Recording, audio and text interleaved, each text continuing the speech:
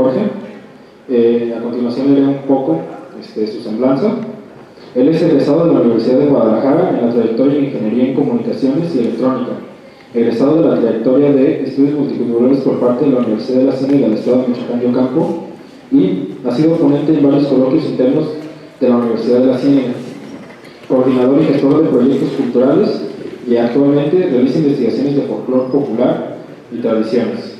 Él nos presentará el tema Experiencias de un documental desde la perspectiva de la gestión cultural.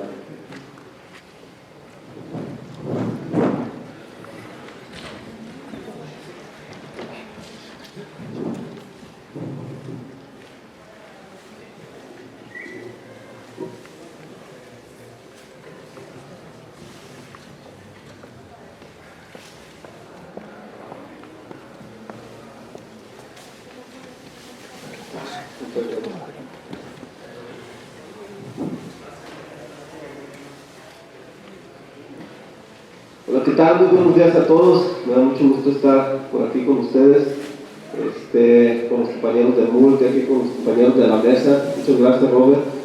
También agradecer al profe Ricardo por la invitación a este primer encuentro de muestra documental de aquí de la región y a la Universidad de la Ciénega.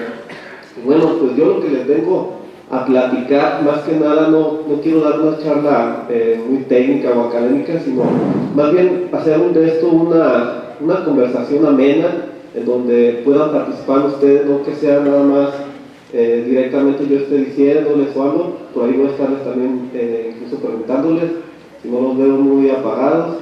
Y bueno, pues lo que les voy a comentar nada más es un trabajo que hemos estado realizando acerca del mezcal tradicional de aquí de la región. Yo les voy a mencionar más o menos lo que hemos realizado en la gestión cultural para poder realizar este proyecto. Y bueno, lo que les voy a decir está estructurado más o menos en 3 partes, donde voy a hablarles un poco del contexto del estudiante de multiculturales en los medios audiovisuales. Esto lo creí pertinente porque parte de la gestión para los proyectos pues también nace desde la universidad, desde los conocimientos que adquirimos en el aula. Y en el segundo puesto tenemos las propuestas de financiamiento, equipo de grabación y el equipo humano. Van a ser la charla de esta parte, donde voy a platicarles un poquito de estas convocatorias que salen aquí en el estado de Michoacán, donde ustedes pueden meter sus propuestas de proyecto para que se las financie ya sea el estado, los gobiernos municipales o también algunos sectores privados. Y ya por último, pues vamos a ver un poco del contexto de este documental que les platico del mezcal, desde mi experiencia y la experiencia de los compañeros. Y bueno, pues vamos a arrancar poquito con este contexto sobre la trayectoria. Cuando yo comencé las clases aquí en la trayectoria de estudios multiculturales, nosotros solamente estuvimos llevando una sola materia, que es la de medios. Entonces, la producción que se hacía en ese entonces, estamos hablando de unos 3 o 4 años, pues era prácticamente nula, se producía muy poco de material. Y ahorita pues con la llegada pues de profesores que están un poco más relacionados con el medio, se ha echado a andar muy bien el laboratorio de medios. Ustedes lo han visto, yo creo que en los 10 años que lleva la universidad fundada y con la trayectoria, este año ha sido uno de los años donde se ha producido más material audiovisual. Ustedes lo han visto con Combi TV, el laboratorio de medios, que están subiendo todo lo que se está generando. Ya lo recordarán las personas que están participando en estos dos proyectos, de que vieron en los discos duros por ahí que hay mucho material almacenado y que nunca se ha publicado. Entonces lo que se necesitaba enteramente de esto era de que se publicara y se diera a conocer en la región. Y bueno, pues también quisiera abordar otra cosa que me parece muy importante, de que he estado viendo mucho auge dentro de la trayectoria para hacer ya proyectos documentales, donde se está proponiendo ya tomar estos proyectos para realizar ya lo que viene siendo la titulación. A lo que vamos con esto es lo siguiente, todos sabemos de que se han ofertado ciertos cursos, ciertos talleres, pero no hay mucha asistencia dentro de los mismos. ¿Por qué se debe esto? Hace falta un poco más de actividad en estas actividades pues, del laboratorio, porque cuando se llega al momento de realizar estos trabajos de titulación de una propuesta documental, pues cuando se propone, llegan y dicen, no, pues no sé manejar la cámara, le falta, te dice el profesor, te falta postproducción, te falta arreglar el sonido, y te empieza a describir todos esos detalles que se dejan pasar. Y bueno, hay que recordar que la universidad invierte mucho dinero en este tipo de talleres, que hay que aprovecharlos. Yo como un consejo le recomendaría que las personas que están por involucrarse en este tipo de proyectos sí asistan a los seminarios, a los talleres y a los cursos que se están ofertando, porque son cosas que les van a servir más adelante. Por ejemplo, el curso anterior que hubo de radio, hubo una asistencia de tres personas, ¿no? Entonces mucha gente quiere trabajar en radio, pero pues no va a los cursos. Estuvo el taller de postproducción, es un curso que si tú vas a la Ciudad de México es un curso que te vale entre 20 y 17 mil pesos. Entonces pues tú para pagarlo pues está canijo, ¿no? Entonces estuvieron alrededor de 7 personas y pues de esas 7 personas había la mitad, iban a hacer propuestas documentales para titulación, pero pues estuvieron saliendo, no se quedaron a todas las clases. Y pues ahí se empieza a ver de que después en un futuro pues los productos no son no son de calidad y se espera pues otra propuesta que sea una propuesta bonita pues de difusión, ¿no? Entonces que se presente un producto de calidad. Y bueno,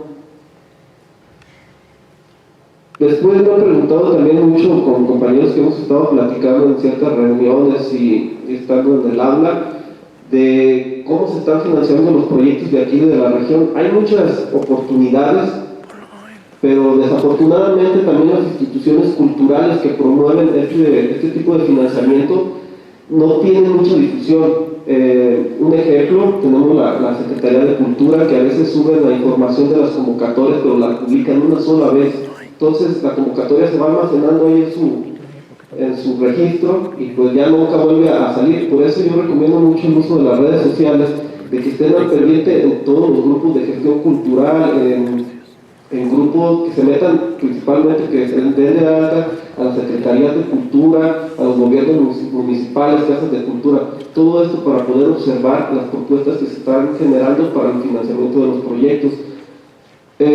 Algunos de los que están, algunos en los que yo he participado y hemos bajado algunos recursos con los compañeros, tenemos el PACMI Michoacán, que es una convocatoria que sale más o menos en enero, que se destina 50,000 pesos para proyectos, que es el monto máximo. Está el SECRA Michoacán de los jóvenes creadores, que también anda más o menos entre 70 y 100 mil pesos. Tenemos la Secretaría de Innovación de la Ciencia y Desarrollo Tecnológico, que es una convocatoria que se acaba de cerrar la semana pasada, en donde te financian productos audiovisuales y te dan una beca de 2.500 mensuales por 6 meses. Tenemos la de México Cultura para la Armonía, que son becas ya de 250 mil pesos. Y las propuestas municipales, que en Zaguayo sí llegan a salir 2 al año, no recuerdo las fechas ni los montos. Tenemos también los escolares. Esto es también un punto a ver, de que hay muchos profesores en la universidad y los de Multi, como enfocando esto, de que tienen proyectos que ya tienen un financiamiento, pero el alumno no se termina acercando, ¿no? Hay que tener ese acercamiento con los profesores y también nosotros generar propuestas para ellos. ¿Qué es lo que pasa ahí? Es de que tú puedes sacar tu proyecto con el financiamiento de un profesor, pero muchas veces pues no nos animamos, no hablamos, entonces pues los profesores a veces pues no nos toman en cuenta, ¿no? Tenemos el financiamiento privado, que pues bueno, los que son buenos para hacer relaciones públicas, pues esto se les facilitaría mucho obtener recursos para sus proyectos. Y tenemos uno que ya pues es de ligas mayores, el FONCA, que ese pues sí ya necesita tener uno un poco más de currículum para poder participar en esta convocatoria, y pues es una buena lana, creo que anda también entre los 250,000 pesos para un proyecto. Y bueno, dentro de lo que tenemos de ventajas en la trayectoria es de que el equipo que tenemos en el laboratorio pues ya lo quisieran muchas universidades, ¿no? Yo he platicado con gente de los tecnológicos de Zamora, otras escuelas de aquí de la región que también trabajan con medios de comunicación, pues ellos mismos pues tienen que financiarse sus cámaras, su equipo, o incluso hasta rentarlo. Y a diferencia de nosotros, pues tenemos equipo muy profesional con el que podemos realizar trabajos de calidad. Entonces, ese es un punto a favor, incluso cuando uno de las convocatorias, pues es más factible que te financien un proyecto donde no pidas cámaras a cuando tú ya dices que ya las tienes, que ese es algo que tenemos que puntualizar muy bien también en los proyectos. Otra cosa que creo importante es el equipo humano. Muchas veces dejamos de considerar a muchos de nuestros amigos, a veces porque nos caen mal, otros que los vemos muy flojos, etcétera, ¿no? Pero quizás esta persona que está más cohibido es el mejor el manejo de la cámara, ¿no? Y a lo mejor no sabemos. Estas relaciones con los compañeros de los estudiantes, creo yo que tenemos que ser muy visualizar muy bien con los compañeros esto, porque podemos conjuntar un buen equipo de trabajo. Yo he conocido excelentes camarógrafos en la trayectoria, muy buenos gestores con las relaciones, pero nunca terminan de empatarse los proyectos porque no se conocen, no conocen sus fortalezas, ¿no? Y lo que resulta ser es de que pasa el tiempo y nunca terminan de cuajar un equipo incluso para realizar los proyectos, porque terminan involucrando personas que a lo mejor no tienen mucho tiempo para realizarlos, o les falta cierto manejo de cámara y pues pierde cierto tiempo en que se estén enseñando otra vez a manejarlo, buscando cursos online, que es lo más factible para estos casos, que nosotros no tenemos pues también muchas asignaturas en nuestra carga curricular de materias, ¿no?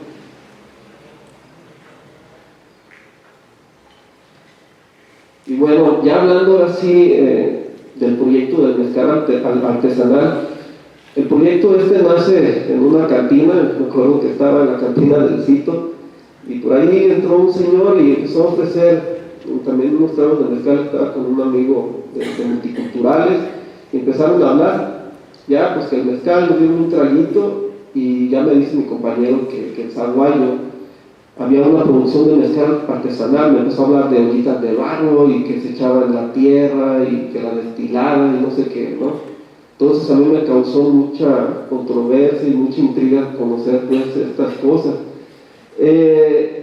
Y bueno, pues se llegó la convocatoria de México Cultura para la Armonía, un mes después de más o menos que yo estaba en la cantina, y pues se me ocurrió meter este proyecto. Pero pues claro, yo no conocía el contexto, no conocía todas estas cuestiones de cómo se produce. Entonces yo tuve que desarrollar el proyecto así que a la imaginación. No sabía cómo estaba la cosa aquí, porque busqué otros documentales que estaban en Oaxaca, pero era otra cosa, ¿no? Y pues total lo metimos y pues ándale, la pegamos con el proyecto, pero a la hora del financiamiento yo había pedido 50,000 pesos, pero no sabíamos en medida de que nos faltaría pues más lana para esto, ¿no? Entonces, pues son cosas que se tienen que detallar muy bien en la realización de estos proyectos de gestión. ¿Cuáles fueron estas realidades que nosotros nos enteramos?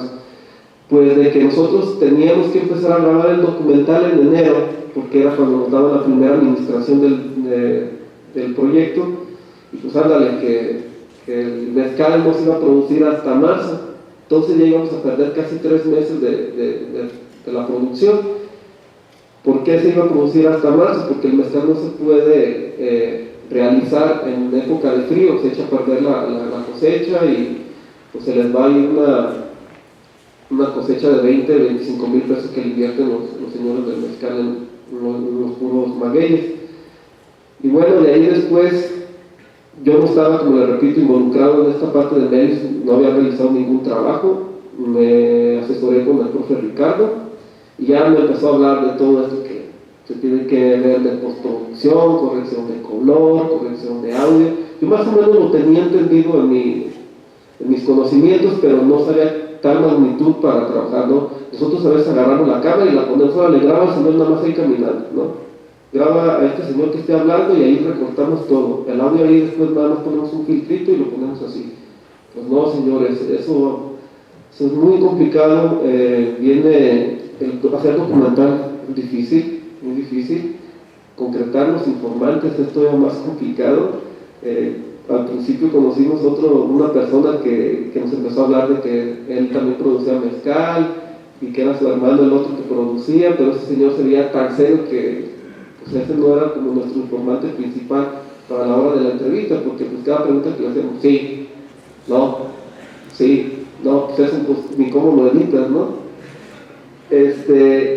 Y pues a raíz de todo esto que se empezó a generar, pues yo dije, oye, pues todo el dinero que yo tenía destinado pues para la creación de los CDs, que se tiene que entregar el producto finalizado, los viajes para ir a presentar el documental, también se iba a presentar un disco con fotografía etnográfica, pues ándale, me dio la torre muchas cosas. Entonces ahí uno tiene que visualizar y ver qué cosas hay que quitar y buscar otros financiamientos externos para poder sacar adelante un producto. ¿Vamos bien de tiempo, Rubén? Ok. Entonces, pues total, ya el profe Ricardo me empezó a asesorar y a lo que les quiero decir es de que de ahí se empiezan a generar las relaciones, ¿no? Me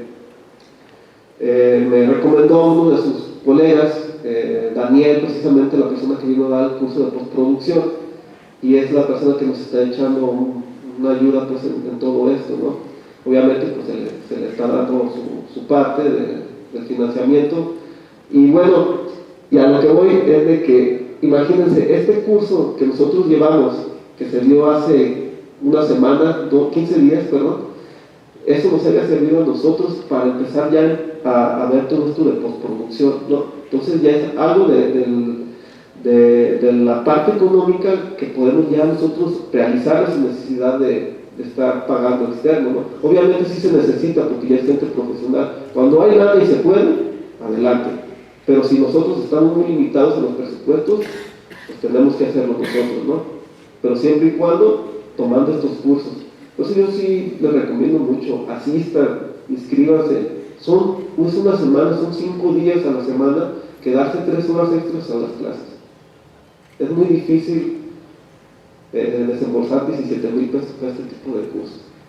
Y bueno, de mi parte, pues creo que lo estoy haciendo de una manera muy general esta plática, o más bien esta explicación, charla, sobre lo que es esto de los financiamientos, esto de lo que hemos visto con el mezcal. Es muy corto el tiempo lo que se tiene aquí para platicar, pero bueno, pues ahí el que guste o quiera acercarse conmigo por ahí en la escuela, estamos a toda su disposición. Por lo regular estoy ahí con el profe Nacho y con gusto los puedo ayudar en lo que guste. Muchas gracias.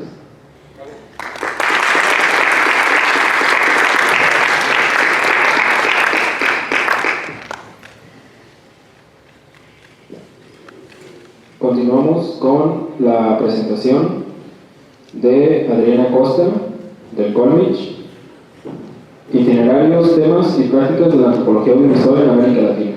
Leeré un poco de su semblanza. Él es historiador por la Universidad de Guadalajara, maestro en antropología visual por la FASCO, sede de Ecuador, y doctorante en ciencias sociales por el Colegio de Michoacán, AC. Trabaja como profesor investigador en el Instituto Nacional de Antropología e Historia, Centro INACH, Jalisco, y sus intereses de investigación oscilan entre los estudios del patrimonio cultural, las prácticas de coleccionismo arqueológico, las relaciones de poder mediadas por lo patrimonial, así como estudios de trabajo artesanal, de la memoria social, y más recientemente ha centrado sus intereses en desarrollar etnografías y metodologías audiovisuales como parte fundamental en los procesos de investigación. Actualmente desarrolla una investigación sobre las dinámicas del trabajo artesanal en la ribera de Caixititlán y colabora en el proyecto Patrimonio, Memoria y Apropiación Social de Territorios en la colonia Estatuto Jurídico Zapopan. Le cedo la palabra al investigador. Muchas gracias. Gracias al maestro Richard y a todos los colegas que nos precedieron y los que siguen. Muchísimas gracias a ustedes por el entusiasmo y por estar aquí presentes, ¿no? Yo realmente les quiero presentar una experiencia, digamos, muy general sobre lo que aprendí a grandes rasgos en la maestría en antropología visual en Ecuador, ¿no? Y un poco para no perder el detalle, espero que esto no se convierta en una perorata, digamos, ahí de mi parte, pero sí voy a leer, ¿no? Para no perder como los detalles. Como les decía, voy a trazar un itinerario basado en una mirada particular desde mi experiencia formativa en la maestría en antropología visual de la Flaxo Ecuador, en torno a las principales coordenadas de discusión, así como los procesos de institucionalización de la antropología visual. Y hago esta acotación que inicialmente estaba planteado como en América Latina, pero ya después me di cuenta que está más bien acotado al ámbito general anglosajón, como se fue institucionalizando en el mundo, en la disciplina, digamos, más académica, ¿no? Presento una breve mirada histórica en torno a la constitución de la subdisciplina en tanto campo académico, tomando como base la relación mutua y las tensiones existentes entre la escritura antropológica, la investigación etnográfica y el uso de recursos audiovisuales. Primero revisaré los principales debates en torno a representaciones visuales como articuladoras de las relaciones sociales. Después vamos a abordar brevemente algunos de los principios y discusiones que hay en torno al cine etnográfico como precursor propiamente de la antropología audiovisual. Finalmente vamos a esbozar algunos de los espacios académicos y universitarios que han, digamos, abanderado la enseñanza y práctica de la antropología, ¿no? Visual.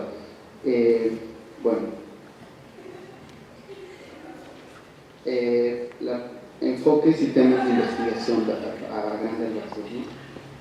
Reflexionar sobre las imágenes y las dimensiones visuales de la cultura ha sido una agenda de investigación de larga data en la antropología y en las ciencias sociales.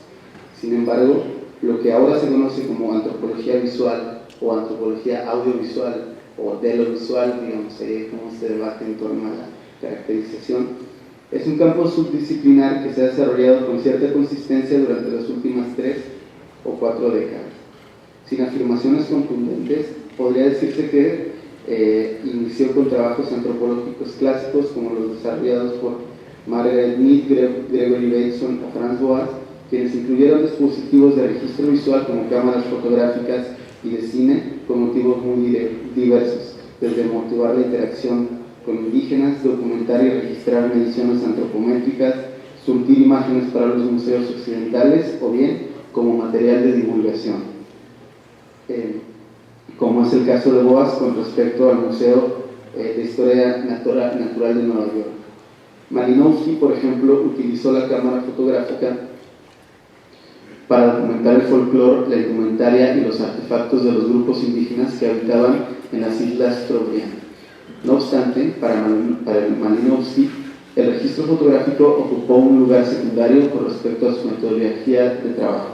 Siguió una especie de ilustración o muletilla de la etnografía escrita, mientras que para los primeros impulsores de la antropología visual como Mead o Bateson, los dispositivos audiovisuales constituyeron una parte fundamental. Sin embargo, estas primeras incursiones en el terreno audiovisual fueron solo el inicio de un fecundo campo de discusión académica que se ha diversificado y afinado en su itinerario. Un primer enfoque de la antropología audiovisual aborda el análisis de los procesos de construcción de una suerte de mirada antropológica en las producciones audiovisuales, así como el análisis de las políticas de representación e imaginarios socioculturales que se expresan mediante estos dispositivos. Bajo estos enfoques se pregunta sobre cómo representamos a la diversidad cultural, de qué forma la representación audiovisual interviene en la formación de identidades colectivas, o bien cuál es la función de la antropología en la producción o análisis crítico de estereotipos culturales sobre la alteridad.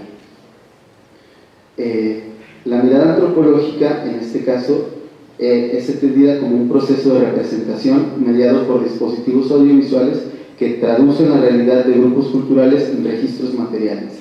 La ética etnográfica se vincula con la reflexividad, es decir, y esto es muy importante, digamos, particularmente en el audiovisual, por la potencia que tiene, digamos, en el proceso de representación, ¿no? Es decir, ¿cuál es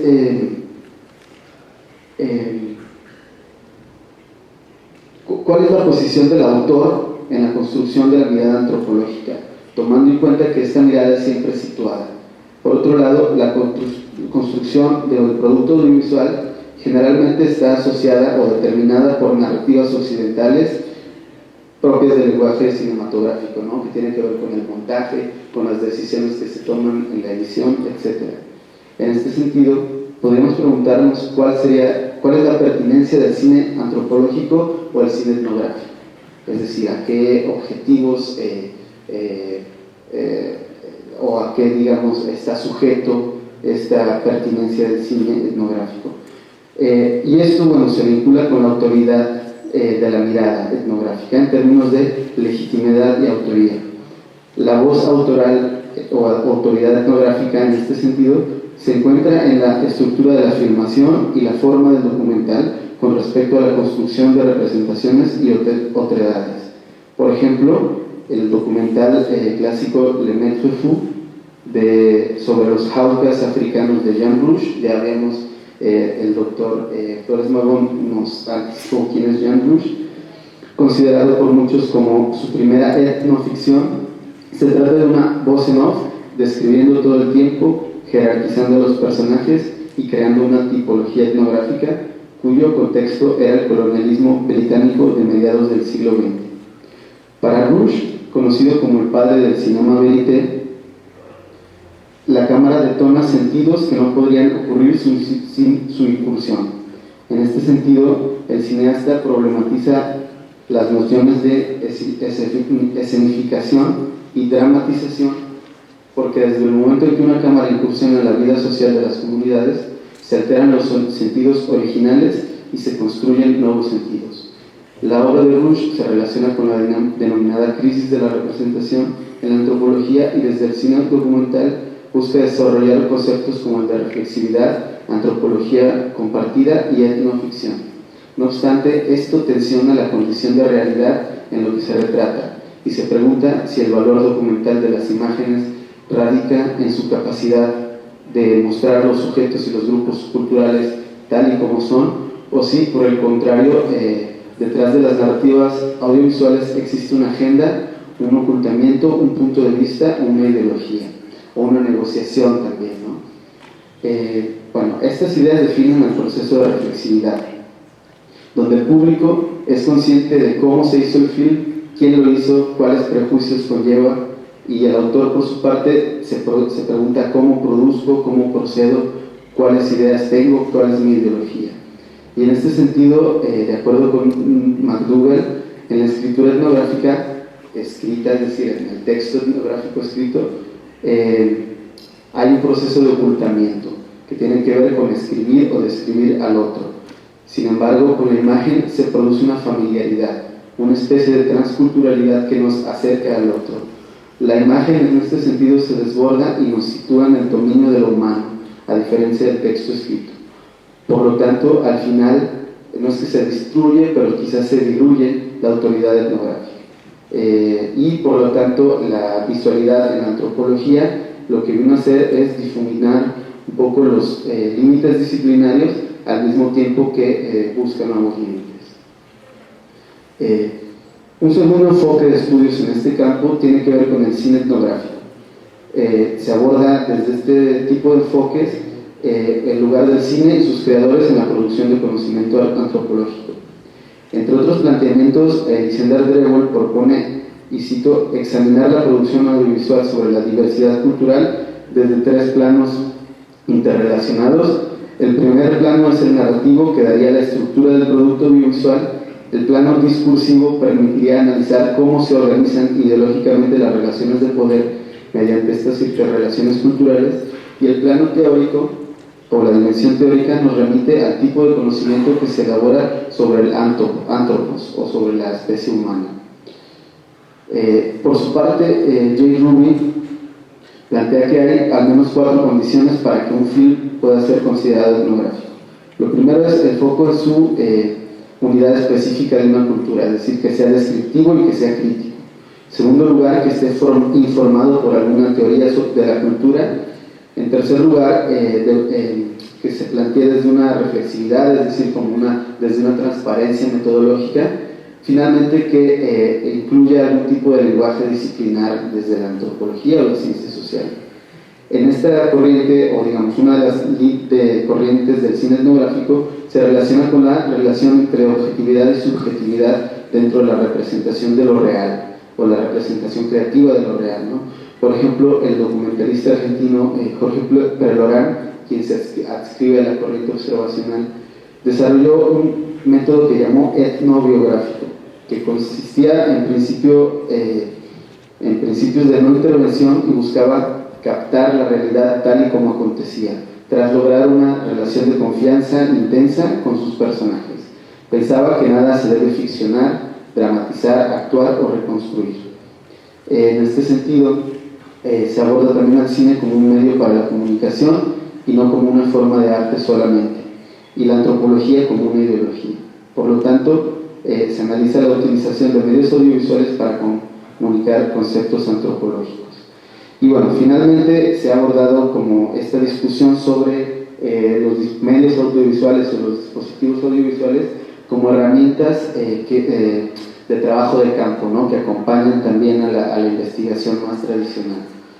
Sin embargo, de acuerdo con autores como Grau o Cárdenas y Duarte, la incorporación de medios audiovisuales en la investigación requiere una mirada reposada, una reflexión profunda sobre alcance e implicaciones. La cuestión central estaría en si podemos incluir o no los medios como instrumentos caudales en la captación de datos. Y bueno, esto tiene que ver con el contexto propio del diseño de la investigación, ¿no? Qué tan viable es y tan relevante para la investigación utilizar medios audiovisuales. Es decir, debe haber, como se ha insistido en las mesas anteriores, un proceso de investigación que sea el que justifique o digamos que donde se sustente también la inclusión de medios audiovisuales, ¿no?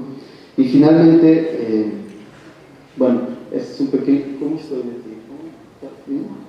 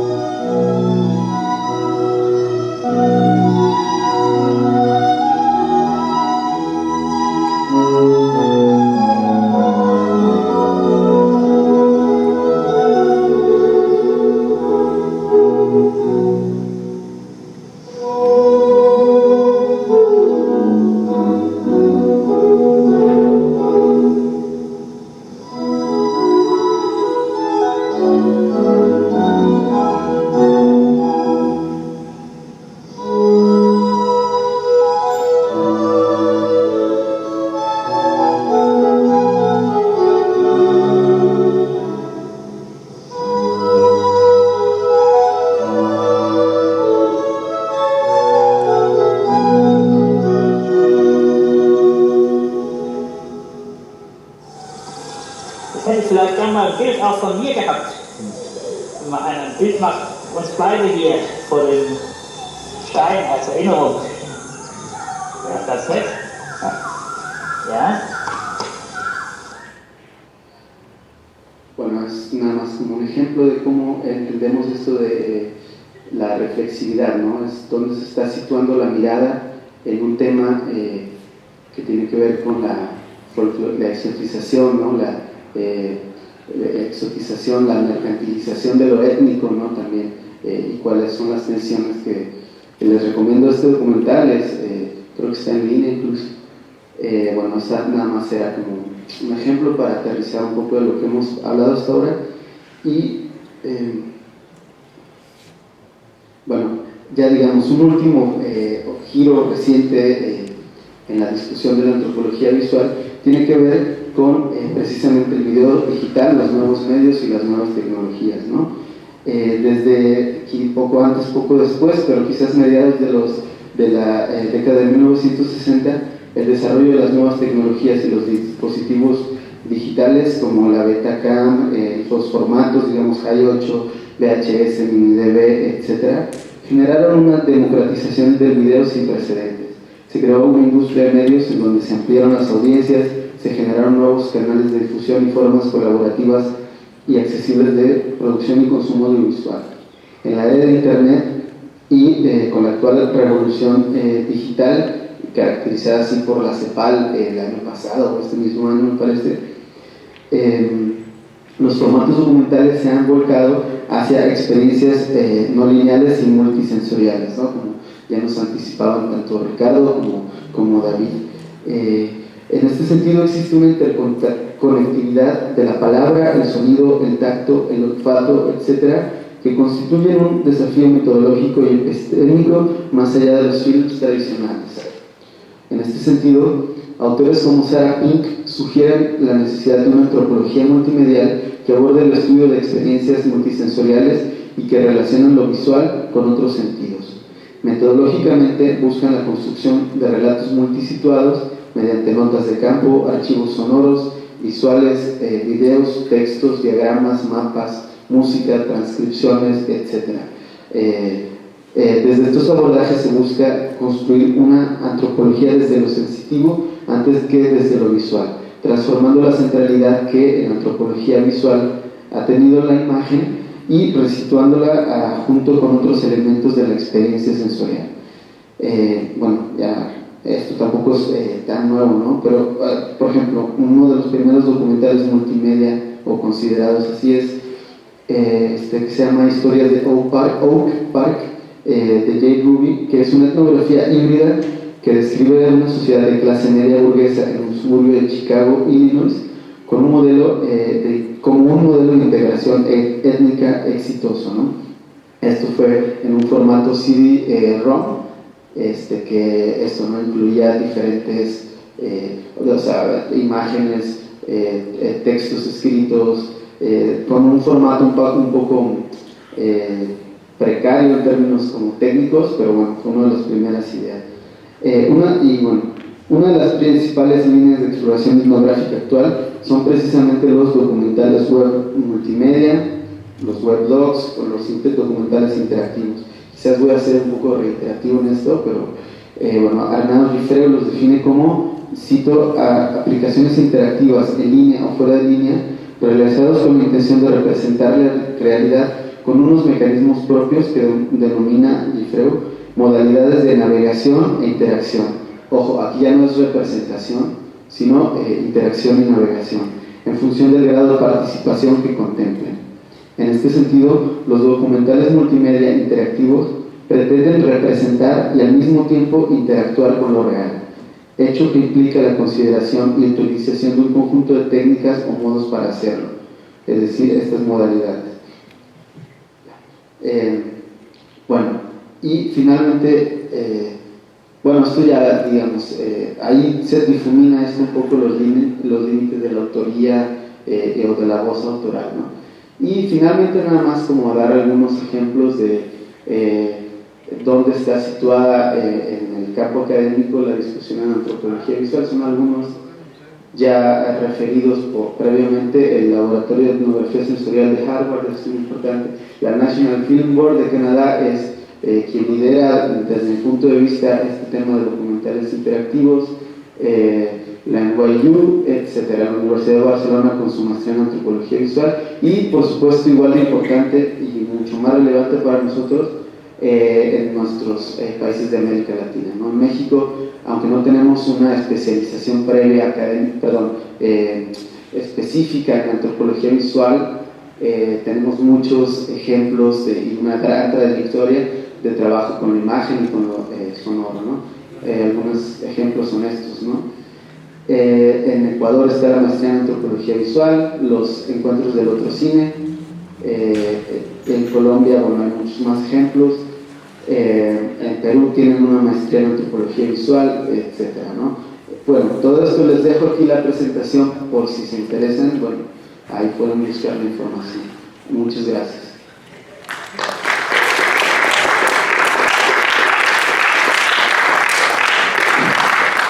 No hay, me hizo falta también.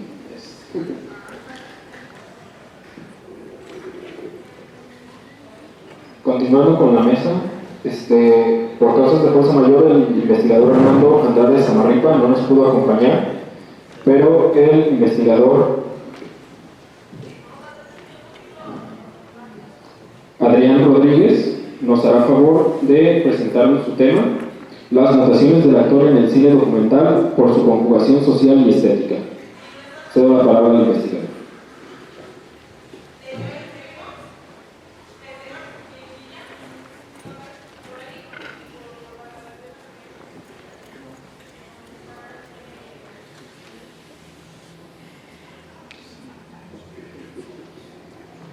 Voy a leer un poco sobre los trabajos que ha realizado el profesor Armando. El profesor Armando es un cineasta, artista medial, músico, promotor y académico. Es maestro en cine documental por la Universidad del Cine, Buenos Aires, Argentina, y en 2014 ha iniciado sus estudios doctorales en estudios críticos en 17 institutos de estudios críticos. Ha realizado investigaciones sobre las estrategias de uso del actor y la cámara en cine monstruo y cine sobre performance en el cine. Actualmente dirige el film Los Contreras, sobre el archivo y el legado familiar de Jesús F. Contreras.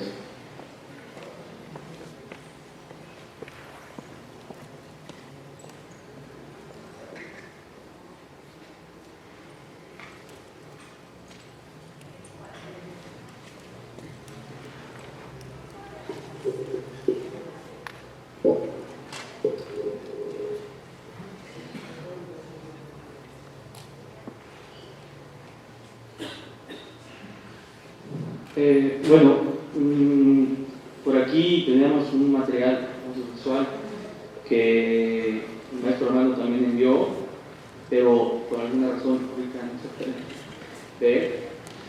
Voy a tratar de ser lo más claro posible para que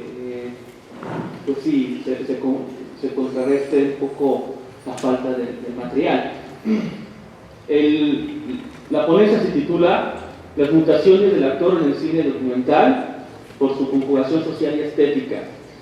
La introducción dice así: en las hibridaciones y mutaciones que el cine documental propone al deambular con la ficción y la no ficción, permite desarrollar un estudio de las estrategias de puesta en escena del actor y su forma de representación que va desde la mostración hasta la apropiación. Estas modalidades actorales las revisamos en 4 obras donde sus especificidades se ponen en juego y amplían las modalidades formales del discurso y del relato. Este estudio revisa los casos de las películas Los rollos perdidos de Pancho Villa, de Gregorio Rocha, Los rubios de Albertina Carri, Ruta 1 de Robert Kramer y las 5 obstrucciones de Jorge Lett y la Contrier, principalmente para ver cómo la función del actor en su rol social y actancial permite la asunción de un sujeto pro-mitofílmico, es decir, un sujeto que se dispone como persona y actuante para la película, una posibilidad de expandir las posibilidades del sujeto documentado en pro de superar lo documental hacia un terreno sinuoso de lo ficcional y el filme ensayo. Asimismo, nos ayuda a revisar los siguientes planteamientos teóricos. 1. Rebasar el concepto de ficción, documental y no ficción desarrollado por Neil Rush y apropiado por Karl Plantinga, solo para aquellas películas de vanguardia con estructura poética o metareferencial. 2. La delimitación entre el documental, la ficción y no ficción constituye una diferenciación entre las formas de representación de lo verídico, lo falso, lo real, lo indiscernible y la fantasía, siendo que desde la praxis se ha cuestionado. 3. Las modalidades y taxonomías teóricas aplicadas hoy en día a ciertos filmes resultan ser muy inadecuadas, ocasionando dificultades tanto en el abordaje de los problemas teóricos de lo documental, la ficción y no ficción, así como en sus aproximaciones y convergencias. En la investigación se indagó en la apuesta formal de la persona como actor, con sus múltiples funciones sociales, estéticas y discursivas en 4 películas del cine monstruo, denominado por Jean-Louis Comolli, aquellas que nos presentan una sola vía, ficción documental, sino un entrecruzamiento donde se pone en juego la función del actor como su rol social y su rol estético en un relato fílmico. Bueno, paso a leer el siguiente apartado, que se llama Indagación sobre el término cine monstruo.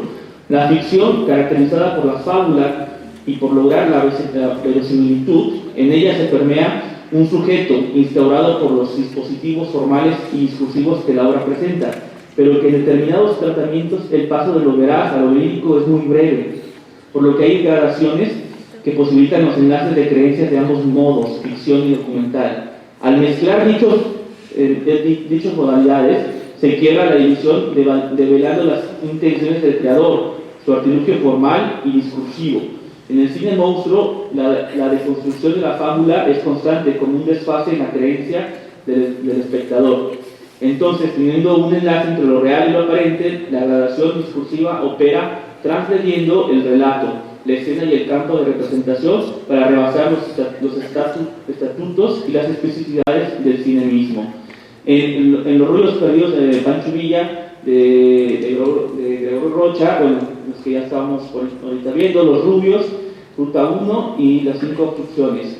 Son películas estas que emplean características formales del cine monstruo para lograr indefinidas tonalidades realistas, buscando un terreno perceptiblemente sinestético para el espectador. De esta manera encontramos certero revisarlas desde este tipo de práctica cinematográfica, porque presentan una modalidad formal y discursiva no convencional en el uso del actor. Cuando observamos que las estrategias de puesta en escena y representación del actor y la cámara, por el modo en que se instauran en el registro, pasan por 2 mecanismos principalmente. Por una parte, la apropiación. En este caso, el registro de la cámara funciona como un dispositivo de aprehensión del sujeto en la imagen, el cual nos permite considerar que se dispone del actor como una figura sin intenciones para su mostración, pero quien genera la intención en imagen en la composición y disposición del cuadro. Y la otra forma es la interpretación, y que es la disposición del cuerpo del actor en la puesta en escena y en la conducción del sujeto social ante la cámara por medio de situaciones convenidas. En algunos casos, el camarógrafo también puede interpretarse a sí mismo como el sujeto documentado. Con dichos mecanismos formales podemos indagar las intenciones de representación histriónicas, estéticas y discursivas, por lo que vimos necesario desarrollar un estado de la cuestión de las especificidades del actor y la cámara en el cine para iniciar una discusión teórica de la poética del cine monstruo. Asimismo, recurrimos a varias propuestas epistémicas que nos ayudaron a conocer el proceso fáctico de la práctica de este tipo de cine, comenzando por la denegación del espectador y la pulsión de ver, abordado y asesorado por Jean Mirtli y en su tratado sobre la conciencia de lo real, los cuales nos ayudan a conocer cómo se construyen las creencias paradójicas de la verdad, que es lo real, y la verosimilitud, lo aparente, a partir de pulsiones psicológicas desde el espectador. También con el estudio sobre la paradoja de la representación de Corinne Enardel, en el que afirma que el espacio corporal del sujeto es el enlace sincrónico de la diacronía realidad y acrónica realidad espacio-temporal, pero justamente en la representación cinematográfica este enlace sucede en dos momentos, durante el rodaje y posterior a este, en su reproducción. Así comprendimos las garantías que según Komori otorga lo documental a través del actor y el personaje sean uno solo y que el vínculo cuerpo-sujeto, acto, vida sean efectivamente registrados, experimentados y develados por medio de una autorreferencialidad en el filme por su incidencia en la creencia del espectador.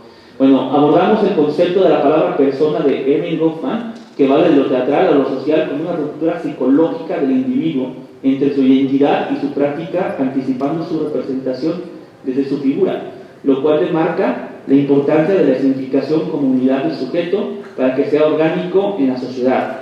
Pero en el cine monstruo, la idea del sujeto es aprovechado al aglutinar y colocar todas las posibles vías de representación y significación mutando en distintos roles de su identidad social. Finalmente retomamos la idea de Luz sobre la potencia de lo falso por el devenir discursivo encontrado en el cine monstruo, que provee esta revelación de instancias que aportan verdades, simulacros y desengaños en la enunciación y puesta en escena en pro del relato. Bueno, eso era como la cuestión más bien como teórica. Ahora hay otro apartado que dice sobre el actor y la cámara. La función de las instancias formales del actor y la cámara que plantea el cine monstruo es polivalente, ya que trabaja variablemente en conjunto con un modo discursivo cambiante que la configura, así los estatutos del cine se multiplican. Por eso es significativo revisar cómo específicamente la cámara es un dispositivo de extensión de los sentidos del hombre que por sus cualidades técnicas, protéticas y poéticas se convierte en una herramienta que se alista para el registro, para apropiarse de los objetos y los sujetos y suscitar la puesta en cuadro como dispositivo dramático, al filmar y simular roles falsos y reales. Bueno, la palabra protética que por aquí cita se refiere a la cuestión de la cámara como prótesis del cuerpo, como una extensión del mismo.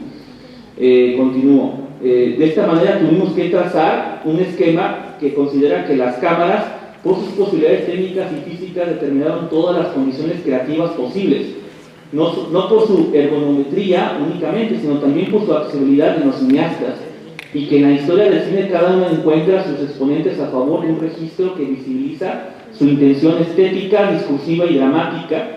Con todo, podemos señalar las virtudes de la elección técnica que la película generó por su cometida. Bueno, pues había también este cuadro en donde el maestro Armando pone el tipo de cámara, el sistema que tiene y el efecto que produce, y varios ejemplos con cineastas que utilizaron estos equipos. Pero bueno, ahorita no los podemos reproducir. Sin embargo, quizá si a alguien me interesa, podemos decir a nuestro hermano que le haga llegar a las diapositivas. Bueno, por ejemplo, en la 35 milímetros, dice el soporte análogo del 35 milímetros hallamos un sistema mostrativo y efectivo que posibilitaría una enunciación omnisciente, objetivante en la enunciación y dicotómica, porque alterna un efecto objetivo y subjetivo, tanto en la representación como en la enunciación. La de 16 milímetros, la de 8 milímetros también, con cámaras ligeras su posibilidad de operación fue más libre, que influiría en las posibilidades estéticas de los filmes. Se dejaría de emplear el trípode por su diseño ergonométrico que lograba una modalidad narrativa de sucesos imprevistos. Además, por la ligereza de la cámara se emplearía como una extensión del cuerpo del hombre de la cámara, obteniendo un efecto reflexivo y subjetivo. Inclusive la creación del sistema del código de tiempo en la cámara y las grabadoras de sonido. Esto permitiría un modo sincrético entre imagen y sonido en el registro, cayendo en una representación reiterativa.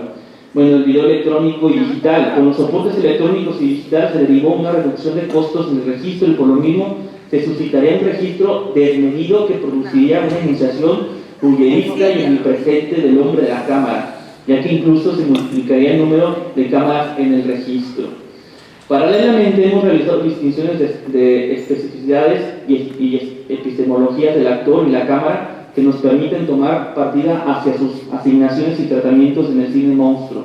En la tradición, el sujeto-cuerpo, que se instaura hegemónicamente en el papel de un solo actor-personaje, sin rebasar su textualidad, se conoce como actor profílico en pro del relato y su representación. Hay otro sujeto-cuerpo denominado por nosotros como actor promitofílico, que se instaura en un rebasamiento diegético, narrativo.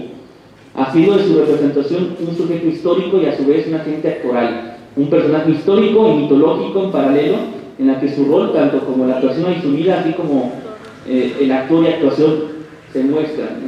Este tipo de actor, el promitofílico, como lo llaman, por su registro logra lo histórico y será el referente tanto para el personaje como para la figura mitológica, que producirá una imaginización superponiendo los límites del sujeto actoral tradicional al sustentar sus roles en su vida cotidiana para la construcción del sujeto histórico, quien por sus elementos de significación presentado en el rol de actuante, ese sujeto legitima su comportamiento como otro, o como sí mismo en otro, y es el sujeto mitológico quien asume papeles diferentes en todos los acontecimientos de la significación. Bueno, el maestro Romano muestra varias tablas que tampoco aquí los podemos reproducir, pero en estas tablas habla de un actor con hábito de improvisación y revelación,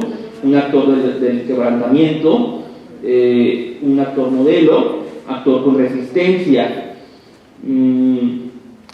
Esta taxonomía, bueno, aquí la reproduce. Y finalmente, bueno, los hallazgos, ya lo más práctico de la ponencia, pues era mostrar un par de fragmentos de las películas de las que habla el maestro Armando, que son Los rollos perdidos de Pancho Villa, en donde en esta película es un ejemplo de la multiplicidad de funciones del autor que se pone en juego en el autorretrato. Utiliza la cámara de video digital como prótesis de su cuerpo y como soporte de un diario íntimo para relatar y resemantizar su relación con el otro corporalmente ausente, pero materializado y evocado con el uso de archivos fílmicos. Una interlocución mediática entre el realizador y el sujeto documentado, entre lo pasado y lo presente, a partir de lo que Rocha se instauraría con los papeles de investigador-realizador y se apropiara de los materiales fílmicos para reescribir el pasado histórico iconográfico. Esta apropiación del material fílmico permitirá que el sujeto de enunciación obtuviera un dialogismo para construir un nuevo imaginario de la Revolución Mexicana, de sus protagonistas en general, como de Pancho Villa, y sus camarógrafos en particular. Con la imagen de Villa se reviste una figura y un personaje mitológico con el sujeto social Doroteo Arango, inmerso en una pro-cinematograficidad en las películas que actuó de general. Una figura proto-mitofílmica ya registrada diacrónicamente, pero que en la actualidad se denunciaría su transgresión histórica en la representación y en el imaginario público de la otrora sublevación mexicana a través del mismo cine.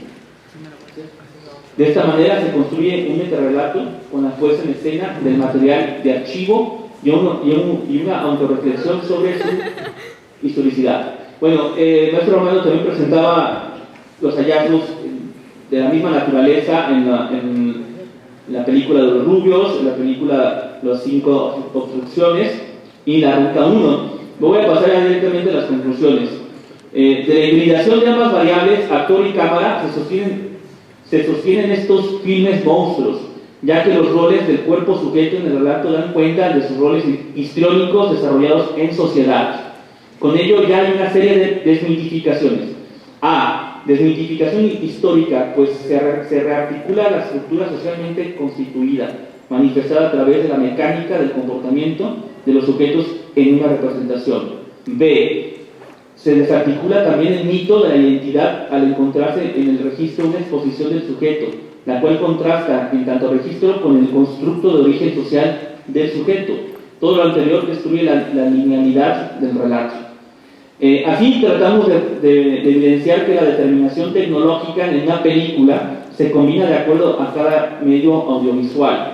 La acción de registro ejercida por el autor al cuerpo del sujeto genera un doble funcionamiento, un registro y un retrato que devela algunas de las estrategias de apropiación desde la cámara al cuerpo e interpretación del actor y del hombre de la cámara en un sentido amplio. Bueno, como ya habíamos dicho, en Los Ruidos Perdidos la cámara es empleada como prótesis del cuerpo del autor y como dispositivo del registro en un diario íntimo para relatar y reinterpretar al otro ausente, materializado, evocado con el uso de los filmes que lo registraron, logrando una interlocución mediática, intersubjetividad entre el autor y el sujeto de investigación. Rocha, el autor, se apropia de escenas películas que contienen a Villa como sí mismo y como otro para reescribir el pasado histórico iconográfico. Ambas instancias mutantes dan paso a otredades y paridades. Bueno, de esta manera anunciamos algunas modalidades de apropiación e interpretación derivadas de la relación entre el actor y la cámara, encontradas de nuestro modelo de análisis tricotómico, estético, formal, discursivo, aplicado a nuestro corpus de análisis. Bueno, ya para terminar, tenemos así en el cine monstruo, que en el cine monstruo se permite transformar las especificidades de las funciones de la simbolización de las máquinas y los cuerpos sujetos en tanto semiosis, lo social como ingrediente narrativo y legítimamente en la productividad de distintas configuraciones, de tal manera que se traslapan y se alternan las potencias que un actor social genera para jugar con el efecto unívoco y objetivante empleado por la antonomasia en el documental. Con este tipo de uso del actor y la cámara se reinventan sus funciones y finalidades desde un carácter subversivo y creativo para la negación sistemática a no someterse a la lógica de la creación fílmica. La iniciativa de la apropiación del dispositivo tecnológico para su deconstrucción y su reinvención ayuda a conseguir a que el cuerpo del sujeto en acecho pueda también interpretar situaciones y múltiples roles como el de un agente social, pero en nuestro caso, en el cine, todo queda siempre en un estadio de la representación. Bueno, de eso sería todo.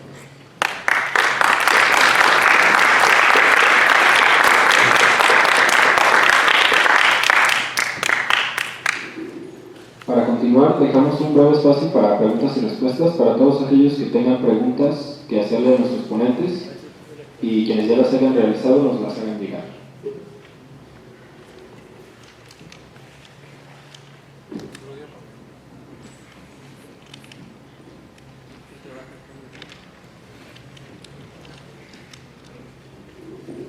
Bueno, tenemos por aquí algunas preguntas. Roberto, ¿me permites?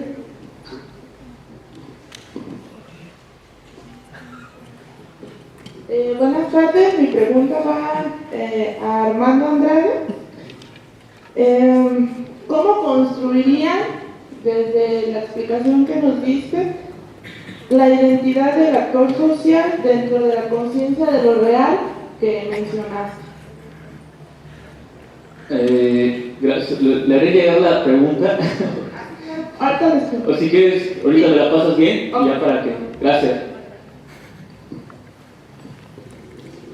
Bueno, para responder algunas de las que ya nos hicieron llegar por acá, hay una pregunta que va dirigida a todos, que dice: ¿nos pueden dar su concepto de multiculturalidad y también enfocarlo a los medios audiovisuales?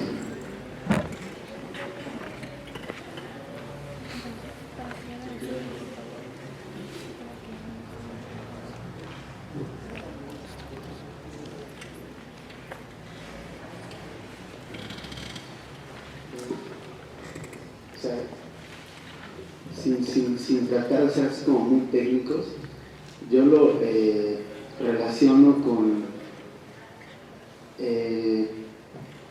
quizás esté equivocado, pero con un paradigma de política pública que nació en Canadá y que se tradujo, o sea, digamos que inició como una agenda investigación abierta, intentando, digamos, dar lugar a la diversidad racial en aquel país y en Estados Unidos, y que devino en una política de Estado, ¿no? Y en ese sentido, México me parece que estuvo, o sea, se habla de esta idea de multiculturalidad como una crisol de razas, como una idea de esta amalgama, ¿no?, de diversidades, etcétera, pero que me parece, y esa es la crítica que le he hecho gente como CISEC a este modelo, que termina por reproducir un lugar de poder, ¿no? O sea, de una relación de poder, en términos de plantearlo como somos sí diversos, distintos, pero tenemos que como tolerarnos en el espacio, ¿no? Frente a otros paradigmas que hablan de interculturalidad, por ejemplo, ¿no?, en donde hay una relación más horizontal entre los distintos saberes y formas. ¿Y cómo se traduce esto en medios audiovisuales? Pues no es que se traduce, pero sí cuál es su relación. Bueno, eso yo lo vincularía con esto que hablamos de del lugar de enunciación y de la reflexividad, ¿no? Como yo, digamos, los medios audiovisuales pueden ser como lo planteó John Rush, ¿no? Un instrumento que detone, que provoque, que sugiera formas de interacción con lo real, más no lo real en sí mismo, ¿no? Y en ese sentido, bueno, yo abogaría también por plantear una metodología reflexiva, ¿no?, que siempre en el film se pueda ver o esta intención de mostrar transparentemente cuál es la voz del autor, en mi caso.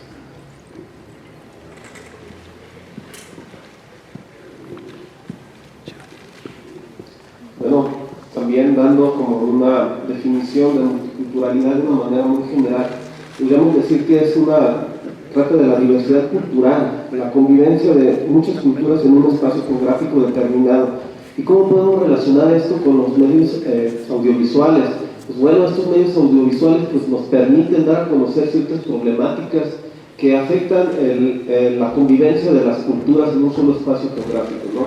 Quizás aquí hemos tratado de hacer este tipo de trabajos, por ejemplo, con lo del mezcal, que es una comunidad rural, dar a conocer sus procesos económicos, sus procesos sociales, sus procesos tradicionales de sus elementos culturales que tienen, ¿no? Bueno, pues esa sería pues mi definición. Por cuestiones de tiempo se contestará una pregunta más. Esta va para Adrián. ¿Nos puedes mencionar algunos autores que refieran la cultura plasmada en formato audiovisual? La cultura plasmada en formato audiovisual. Pues podría mencionar así como algunos autores que plasman la cultura, o sea, es como muy general, ¿no? Pero podría mencionar algunos realizadores, digamos, que yo más o menos conozco, contemporáneos, son Everardo González es alguien que tienen que conocer, por ejemplo, me parece, es un documentalista importante, ¿no?, que está trabajando el documental desde miradas frescas, me parece a mí. Otro autor que me parece que podrían revisar es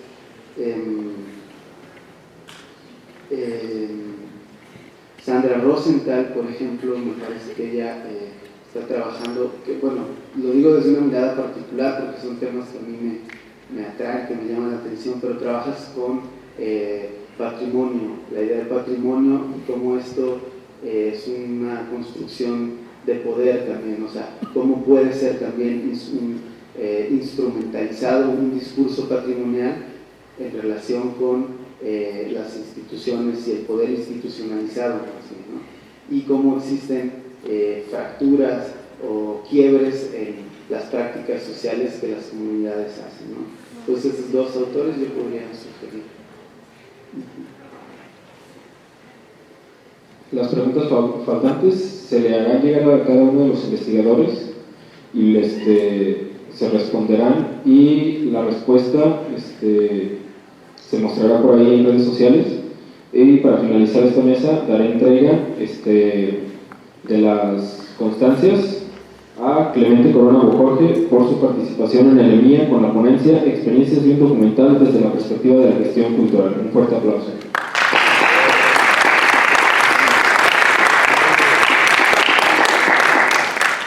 Para Adrián Acosta Castro por su participación en el EMIA con la ponencia Itinerarios, temas y prácticas de la antropología audiovisual en América Latina.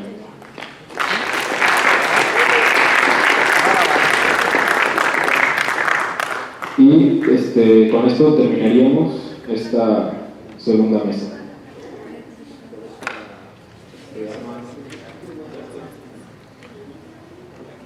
Y bueno, la constancia que el profesor le hará llegar a Armando por su participación en el EMIA con la ponencia Las mutaciones del actor en el cine documental por su conjugación social y estética. Un aplauso.